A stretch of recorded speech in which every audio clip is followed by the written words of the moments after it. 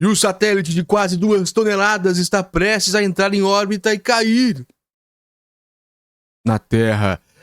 Não se sabe exatamente onde. Será que tem chance de cair no Brasil? Vamos entender isso, entender exatamente o que satélite é esse 2 toneladas e por que essa negligência dele despencar do céu e vir à Terra de fato, e aonde ele pode, quais são as estatísticas do local da queda, pra gente ficar sabendo. Imagina se cair na sua cidade, cair perto de você, de nós. São 2 toneladas, imagina a força que vem lá do céu pra cá. 2 toneladas é coisa. Você já deve ter visto algumas atividades, algumas especulações, né? Que quando cai uma melancia do 10º andar, cai uma moeda, etc. Que é a mesma coisa que caísse um carro a 1 metro de distância. 2 toneladas vindo lá da estratosfera. Qual que é a força que vai ser dentro quando atingir o solo?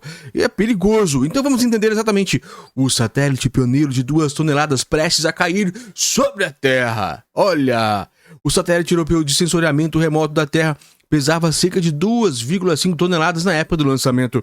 Jonatas Amos, que é de ciências da BBC. Legal. Vamos entender. Olha, hoje a época que foi feita essa análise, um satélite europeu pioneiro deverá cair na Terra nas próximas horas. É do dia 21 de fevereiro. Quando gravamos, eu não sei exatamente quando caiu, como foi, aonde é. Então, mas é importante entendermos como que aconteceu pra gente não ter essa triste tragédia novamente. Porque tá uma tragédia, caiu 2 toneladas do céu. O ERS-2 era uma plataforma de observação com tecnologia de ponta quando foi lançada em 1995. Olha como ele é velho! E ajudou a forjar tecnologias que agora são usadas rotineiramente para monitorar o planeta. A atividade do aparelho diminuiu gradualmente desde o encerramento das operações dele em 2011. Agora o aparato sofrerá um mergulho descontrolado e violento na atmosfera durante a quarta-feira, 21/2. A Agência Espacial Europeia, a ESA, afirma que a maior parte do satélite de 2 toneladas irá queimar e se desfazer durante a descida. Pelo menos isso. É possível que algumas peças maiores e robustas possam suportar o intenso aquecimento gerado durante a queda em alta velocidade, mas as chances desses fragmentos atingirem áreas povoadas e causarem danos são mínimas, garantem os especialistas. É isso que a gente vai ver, né? As chances são mínimas, ou seja, existe chance. Esses pedaços de satélite poderiam pousar em quase qualquer lugar do mundo, mas, com a maior parte da superfície terrestre coberta pelo oceano, quaisquer detritos que sobrevivam ao atrito provavelmente serão perdidos no mar. E vale a pena destacar que nenhum dos elementos que podem entrar na atmosfera e atingir a superfície é radioativo ou tóxico, afirmou o cientista Mirko Albani, do Departamento de Observação da Terra, o ESA, lá do Departamento da Europa. O ESA lançou 2 satélites de sensoriamento remoto da Terra, conhecido pelas siglas ERS, quase idênticos na década de 1990. Ambos faziam as observações planetárias mais sofisticadas da época e carregavam um conjunto de instrumentos para acompanhar as mudanças que ocorriam na Terra, nos oceanos e no ar. Os aparelhos monitoravam inundações, mediram as temperaturas continentais e da superfície oceânica, rastrearam movimentos dos campos de gelo e observaram deformações no solo durante os terremotos. O ORS-2, especialmente, ele introduziu uma nova possibilidade de avaliar a camada de ozônio que protege a Terra. A dupla de satélites foi descrita como a voz das observações da Terra na Europa. E em termos de tecnologia, é possível traçar uma linha direta desde o ERS até os satélites europeus Copérnico Sentinel, que monitoram o planeta até hoje, diz Ralph Corder, gestor de desenvolvimento do setor de observação da Terra da Airbus. O ERS foi onde tudo começou, completou ele. O RS-2 é o primeiro da dupla a voltar para casa. Ele ficava originalmente a 780 km acima da Terra, e os engenheiros usaram as reservas finais de combustível de 2011 para reduzir a altitude dele para 570 metros. 570 quilômetros. Ele fica a 780 km, corrigindo. A expectativa era de que a camada superior da atmosfera arraste a espaçonave até a destruição em cerca de 15 anos. Segundo os cientistas, é exatamente isso que deve acontecer nesta quarta-feira, 13 anos após a redução da altitude. O satélite deve colapsar entre o fim da manhã e o período da tarde no horário de Brasília dessa quarta-feira, dia 21/2. É difícil de determinar precisamente quando e onde ele vai cair. Isso varia conforme a densidade da alta atmosfera, que por sua vez é influenciada pela atividade solar. Olha, ele já mudou aqui, ó. Já mudou. Lá no começo eles estavam dizendo que provavelmente no mar, fica tranquilos, que vai se desintegrar. Agora não. É difícil de determinar precisamente aonde ele vai cair. Ou seja, poxa vida, que perigo. O que se pode afirmar com certeza é que a reentrada ocorrerá em 82 graus norte e sul, pois esta era a extensão da órbita do satélite ao redor da Terra. Especialistas em detritos espaciais, o ESA, calculam que com pouco material do ESA resistirá ao atrito e chegará à superfície da Terra. Já melhorou um pouco. Os fragmentos que podem chegar à superfície incluem painéis internos e algumas peças metálicas, como tanques de combustível.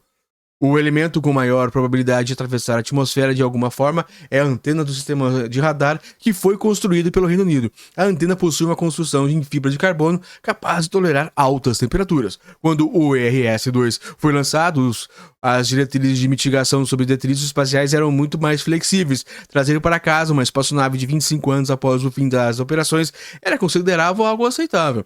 A nova Carta Zero de Detritos da ESA recomenda que o período de carência para a eliminação desses objetos não exceda 5 anos, e os futuros satélites serão lançados com o combustível necessário e com a capacidade de saírem de órbita por meio da propulsão num curto espaço de tempo. A razão é óbvia. Com tantos satélites em órbita, o potencial de colisões aumentou consideravelmente. O RS-1, por exemplo, falhou repetidamente antes que os engenheiros pudessem diminuir a altitude dele. Esse aparelho ainda está a 700 km acima da Terra. Nessa altitude, poderá levar 100 anos até que ele caia de forma natural. A empresa americana SpaceX, que opera a maior parte dos satélites funcionais atualmente em órbita, são mais de 5,4 mil. Nossa, quanta coisa. Anunciou recentemente que irá derrubar 100 deles após descobrir uma falha que poderia aumentar a probabilidade de falhas no futuro. A companhia quer remover os objetos antes que qualquer problema torne a tarefa mais difícil. Na semana passada, o Secure World Foundation, um grupo de defesa do uso sustentável do espaço, e o Leo Labs, uma empresa norte-americana que rastreia detritos espaciais, emitiram uma declaração urgente sobre a necessidade de remover aparelhos em órbita que não funcionam mais. O acúmulo de objetos abandonados na órbita baixa da Terra continua igual. 28% dos quais objetos massivos de longa vida abandonados foram deixados em órbita desde a virada do século, diz o texto. Esses aglomerados representam a maior potencial de geração de detritos para os milhares de satélites recentemente implantados que alimentam a economia espacial global, conclui essa declaração. Olha que interessante. Interessante mesmo, como a gente pode observar que começou de uma forma e hoje nós temos mais de quase 6 mil, só uma empresa, só a SpaceX, aqui que não está dizendo, são 5.500 satélites. Olha como tá forte a nossa tecnologia fora, e a gente precisa mesmo saber dessas informações, que é muito importante. Lógico que eu acredito também que este satélite antigo, talvez a tecnologia antiga, todos os aparelhos que estão nele vão mesmo se desintegrar e tudo mais. Entretanto, é importante ver que a própria tecnologia ela tem feito bastante mudanças para a gente ter uma melhor avaliação do nosso planeta. Imagina, são 6 mil, 7 mil satélites em órbita, agora aqui em cima de nós, são vários satélites olhando. Inclusive eu vi uma reportagem que a China já tem um satélite em 6G, que é 150 vezes mais rápido que o 5G.